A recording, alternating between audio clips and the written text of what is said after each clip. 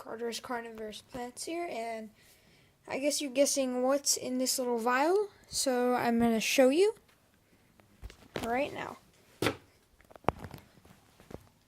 So in this vial there are flightless fruit flies, and my mom was nice enough to get them for me so I can feed them to my Nepenthes ventricosa. This is very useful because the pitchers are tiny and there is no way I'm going to be able to fit any of those crickets into any of these, even this big one, because yes, the cricket will be able to fall in, but it won't digest properly because the pitcher isn't big enough, so the water inside of the pitcher won't be deep enough. So I got these fruit flies. They're I think they're cheap. I'm not really sure. Have to ask my mom later. But anyway, it says that flightless fruit flies live well when stored away from direct sunlight at comfortable room temperatures. Remove the foam plug and feed some adult flies to your pet as needed, but try not to use them all. This vial has everything needed to grow more fruit flies, provided some adults remain to lay eggs. For best results, use flies 2 to 5 days after a hatch, so they will continue to reproduce, but not to overwhelm their space. The gelatin is water food supplement that will continuously yield flies until gone. Well, what they didn't put over there is once this is gone, you can continue to keep them alive by putting little bits of grind up mashed banana in there. So, the flies have fruit because they're fruit flies. And what do fruit flies eat? They eat fruit. So, I fed one to this pitcher that's opening. Honestly, the fruit flies are kind of stupid because I just held it right on my finger right here, and it just crawled up into the lid, and it fell in. And the pitcher isn't even done opening, so that's really good. So if I feed this ventricosa a lot, then it will start to grow faster. And if it grows faster, I will be able to tell if this is a ventricosa or not. Because the container I got it in the video where I got this from Lowe's said it was a ventricosa, but most of the time that will not be the case with pitcher plants you get from your garden store. So if this grows faster, I'll be able to see what kind of pitcher plant it is faster, and if it is a ventricosa, then yay, I got the species I wanted. If it isn't, well, too bad. It's still a pitcher plant. So this right here is okay to smell. It doesn't smell bad, and actually it doesn't have a smell at all. So don't be afraid if you open this and if you smell it, you won't smell anything. It comes with a little cap, but you won't need that because there's a piece of foam here, and that lets air freely go in and exit the bottle. So the flies always have fresh air. There's enough flies in there to where I don't have to wait a while, so I might feed one. I'm going to feed this little one right here. I'm going to go on and get a fruit fly out. These are really, some people actually also keep these as pets for some reason. I'm not sure why, but, it's a pet for some people.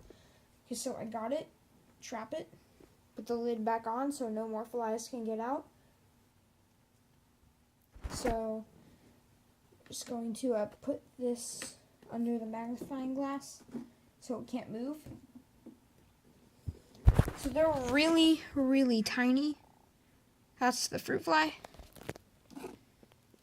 You can kind of see it closer. Has red eyes. It's pretty cool. So really, what I'm gonna do is stop it from escaping. So really, all you have to do, since they're so stupid, is you just have to put your finger right there, and the flies will just crawl right in for some reason. I'm not sure why. So I'm gonna put the camera down and feed it real quick. When I get a tripod which I am going to buy one, I will be able to have the camera so you can see my hands feeding it. So, there it is. For a second, I thought I lost it. Oh, also, these flightless fruit flies, since they're small, they're also perfect for feeding baby Venus flytraps. Well, not like seedling Venus flytraps, but you know, the ones that are small and you can't find a bug small enough to feed them.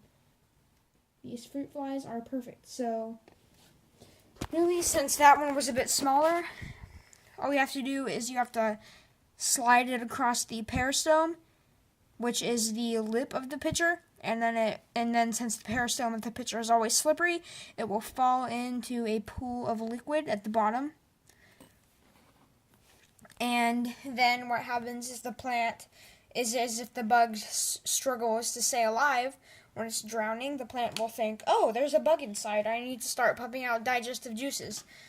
And what there are is you can kind of see them with this. I'm just going to use the magnifying glass to get a closer view for you guys. You should see little dots right there. You kind of see them. There's little dots, and what those dots do, those are glands. They aren't dots, they're glands. And those glands will release digestive enzymes, but not the kind of enzymes that are in your stomach. So slightly less powerful digestive enzymes, but they're still power enough to kill and dissolve the bug's flesh. So,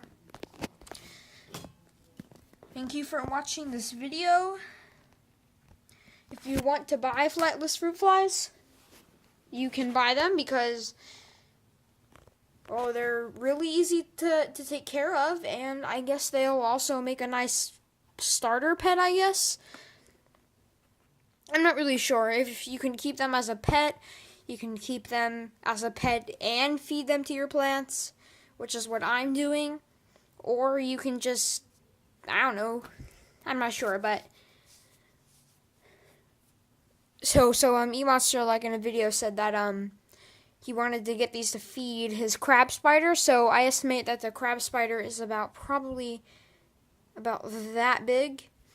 These bugs are too small, and they will be wasted and your money will be wasted if you get them for your crab spider. I'd recommend small crickets, because crab spider that small can easily catch these crickets, no problem.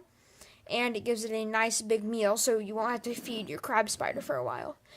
Why do I know a lot about spiders and stuff? Well, I used to have a YouTube channel where I caught spiders, but I quit that because, well, as you can see, I have a new hobby. So,